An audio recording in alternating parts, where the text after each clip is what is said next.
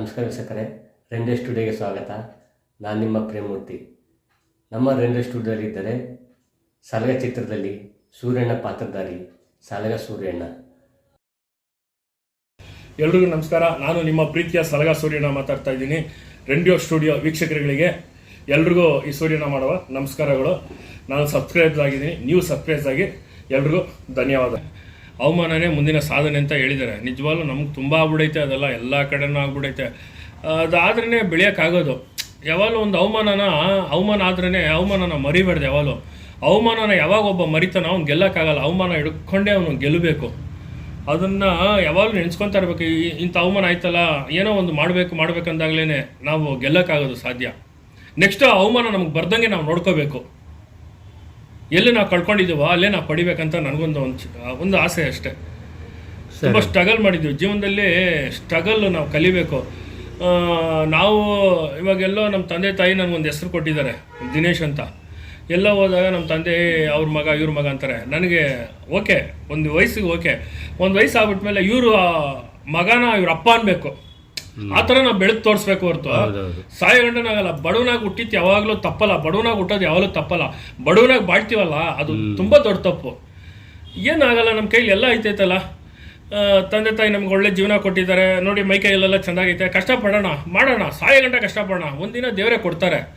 ಕಷ್ಟಪಡದೆ ಯಾವುದು ನಮಗೆ ಸಿಗಲ್ಲ. ಸೊ ಹಂಗೆ ಬಂದು ಸಿಕ್ಕೋದು ಅದು ಹಂಗೆ ಬಂದು ಹಂಗೆ ಹೋಗ್ಬಿಡ್ತೈತೆ. ನನಗೆ ಆ ಸ್ಟ್ರಗಲ್ ತುಂಬ ಇಷ್ಟ. ಸಲಗ ಸೂರ್ಯಣ್ಣ ಬಂದು ಸುಮ್ಮನೆ ಸಿಕ್ಕಿಲ್ಲ.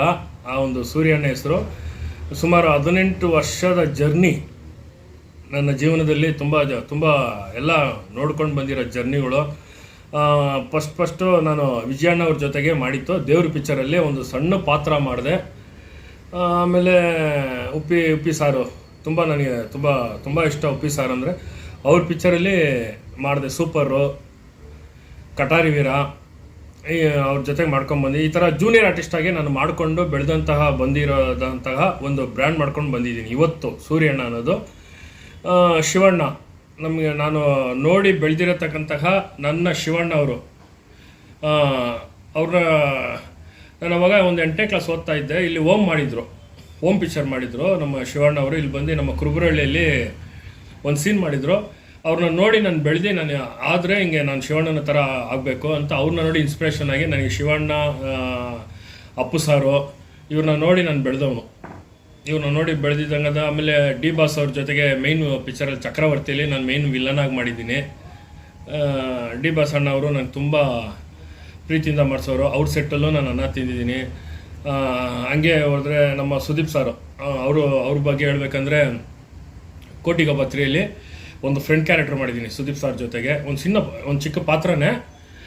ತುಂಬ ಎಲ್ಲರೂ ತುಂಬ ಚೆಂದಾಗಿ ನೋಡ್ಕೊಂಡಿದ್ದಾರೆ. ಡಿ ಬಾಸ್ ಆಗಿರ್ಬೋದು, ಸುದೀಪ್ ಅಣ್ಣ ಆಗಿರ್ಬೋದು, ನನ್ನ ಶಿವಣ್ಣ ತುಂಬ ಎಲ್ಲರೂ ಪ್ರೀತಿಯಿಂದ ಮಾತಾಡ್ಸ್ಕೊಂಡಂತಹ ಈ ಥರ ಬೆಳೆದಿರ್ತಕ್ಕಂತಹ ಬಂದು ನನಗೊಂದು ಪ್ಲಾಟ್ಫಾರಮ್ ಅಂತ ನನಗೆ ಒಂದು ನೇಮು ಪ್ಲೇಟ್ ನನಗೆ ಒಂದು ಸಿಗ್ಬೇಕಾಗಿರತಂತಹ ಕಾರಣ ಮುಖ್ಯವಾಗಿ ನನಗೆ ವಿಜಯಣ್ಣನ. ಈ ಟೈಮಲ್ಲಿ ಅವ್ರನ್ನ ನಾನು ಯಾವಾಗಲೂ ಎನ್ಸ್ಕೊತೀನಿ. ಇವತ್ತು ನಾನು ಎಷ್ಟೇ ದೊಡ್ಡಗೆ ಎತ್ತರಕ್ಕೆ ಹೋದ್ರೂ ಈ ಸೂರ್ಯಣ್ಣ ಟೈಟ್ಲು ಅವ್ರು ನನಗೆ ಕೊಟ್ಟಿರೋ ಭಿಕ್ಷೆ. ವಿಜಯಣ್ಣ 18 ವರ್ಷದ ಹಿಂದೆ ಈ ಎಫೆಕ್ಟಿಗೆ ಈ ಸೂರ್ಯಣ್ಣ ಸಿಕ್ಕಿರೋದು. ಹಿಂದೆ ತುಂಬ ಫೈರ್ಗಳಿಂದ ಬೆಳೆದಿರೋ ನಾನು. ಸುಮ್ಮನೆ ಹಿಂಗೆ ಹಂಚಿಸಿದ್ರೆ ಫೈರ್ ಆಗ್ಬಿಡ್ತೈತೆ, ಆ ಥರ ಬೆಳೆದಿದ್ದಂತಾಗ. ತುಂಬ ಹಳ್ಳದಿಂದ ಎಲ್ಲ ಥರನೂ ನೋಡಿಕೊಂಡು ಬೆಳೆದಿದ್ದಂತಾಗ ಈ ಒಂದು ಟೈಟ್ಲಲ್ಲಿ ನನಗೆ ಸಿಕ್ಕಿರೋ ಒಂದು ಸೂರ್ಯಣ್ಣ.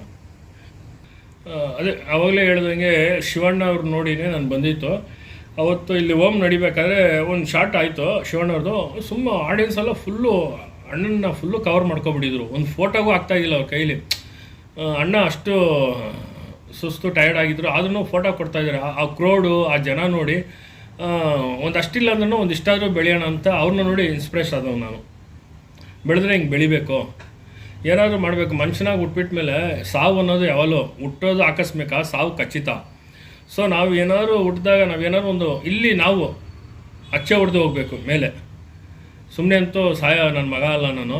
ಎಷ್ಟೇ ಕಷ್ಟ ಆಗಲಿ, ಏನೇ ಆಗಿರಲಿ, ದೇವ್ರ ಹತ್ರ ನನಗೆ ಎಷ್ಟೇ ಕಷ್ಟ ಕೊಡು, ಅದನ್ನು ನಿಭಾಯಿಸ್ಕೊಂಡು ಹೋಗೋ ಅಂತಲೇ ನಾನು ಕೇಳ್ಕೊತೀನಿ. ಇವತ್ತು ಅಷ್ಟೇ, ಇನ್ನೂ ಕಷ್ಟ ಕೊಡಲಿ, ಅದನ್ನು ನಿಭಾಯಿಸ್ಕೊಂಡು ಹೋಗೋದು ಒಂದು ಶಕ್ತಿ ಕೊಡು ಅಂತ ಕೇಳ್ಕೊತಾ ಇರ್ತೀನಿ ಇವಾಗಲೂ ಅಷ್ಟೇ.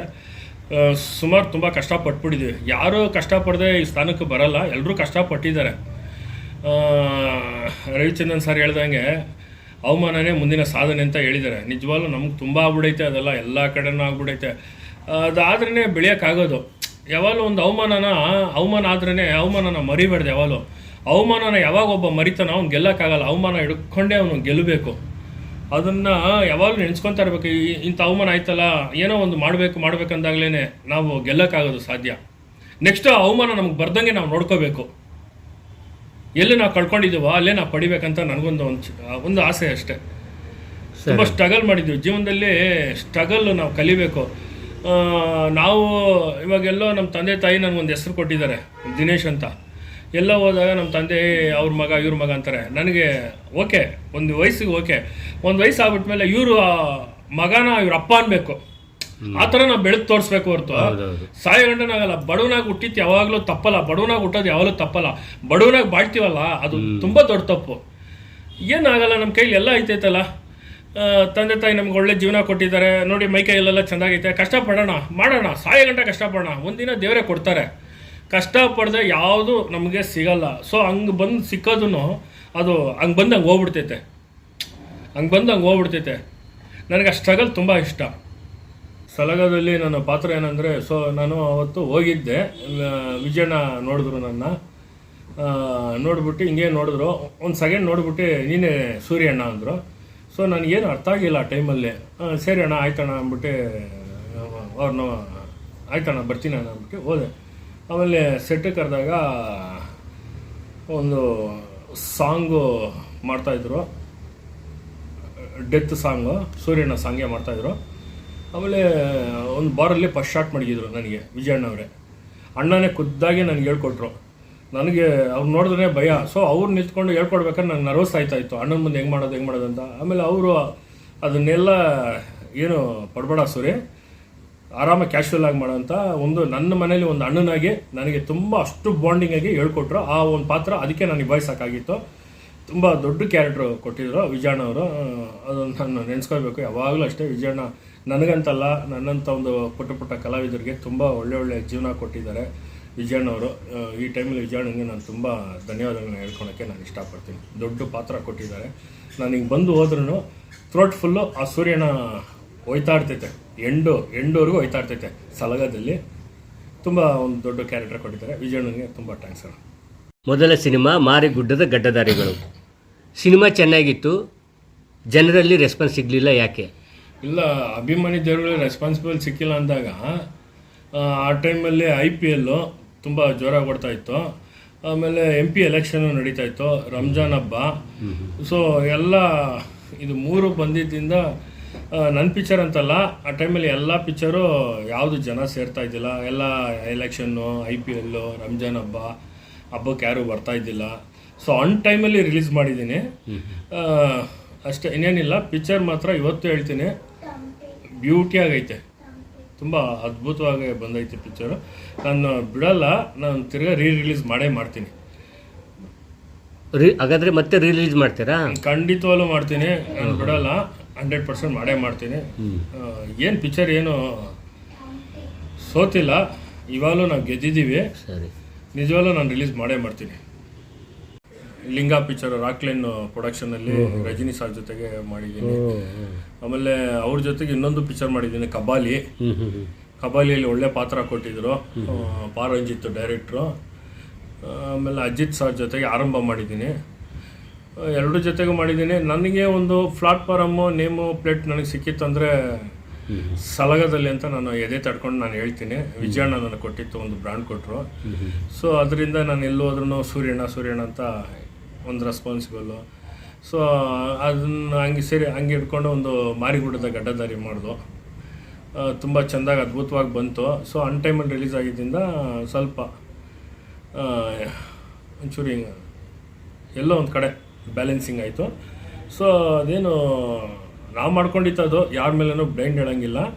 ತಿರ್ಗಿ ನಾನು ಅನ್ಬ್ಯಾಲೆನ್ಸ್ ಏನಾಯಿತೋ ಅದನ್ನು ನಾನು ಸ್ಟಡಿ ಮಾಡ್ಕೊತೀನಿ. ನನ್ನ ಅನ್ಬ್ಯಾಲೆನ್ಸ್ ಆಗಿರೋದಕ್ಕೆ ಎಷ್ಟೋ ಜನಕ್ಕೆ ಹಿಂದೆ ಇರೋರಿಗೆ ಫೈರ್ ಆಗೈತೆ. ನಾವು ಬಿದ್ದಿದ್ರೂ ಇನ್ನೊಬ್ರು ಫೈರ್ ಆಗೈತೆ, ಎಲ್ಲಿ ಎಲ್ಲ ಏನೋ ಮಾಡ್ಕೊಬಿಡ್ತಾರಂತ. ಸೊ ಇಲ್ಲಿ ತುಳಿಯೋರು ಇದ್ದಾರೆ, ತುಳಿಯೋರ ಮುಂದೆ ನಾವು ಬೆಳೆದು ನಿಲ್ಲಬೇಕು, ಅಷ್ಟೇ ನನ್ನ ಆಸೆ.